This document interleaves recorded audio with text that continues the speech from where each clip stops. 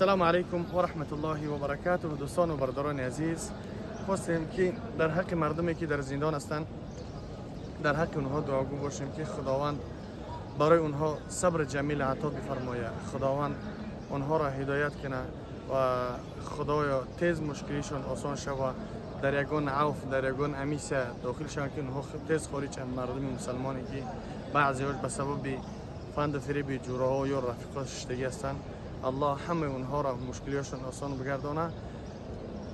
چی هر مصیبتی هست همش یک امتحان پروردگاری است برادران عزیز من. الله میگه که و ما هم بضارین الا باذن الله، یگان چی یگان ضرر رساندن میره تا الله او را نخواهد.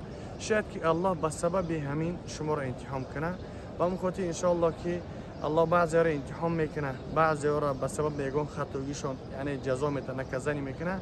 ان شاء الله که همه اینها خیر هستند. یعنی المهم که ایمان داشته باشین به خدا که روز از روزا ان شاء الله از اونجا خارج میشین.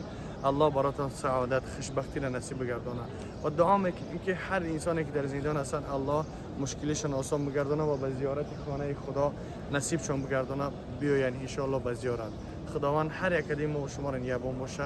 خداوند توفیق بندگی را عطا فرماید. خدایا به ماه رمضان و کسانی که طول دراز هستن خدا مشکلشون آسان بگردانه، تیزتر خارج شن و نزد فرزندهاشون بروند.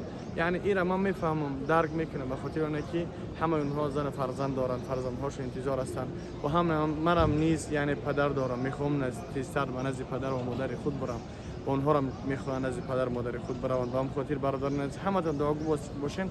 ما این حال در نزد جو مکان هستیم که در اینجا دعا مستجاب میشود.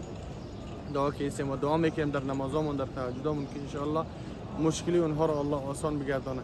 هرچند که اگر که ما مباشرتا در ویدیو هم نکنیم الحمدلله که در سرا دعا میکنیم.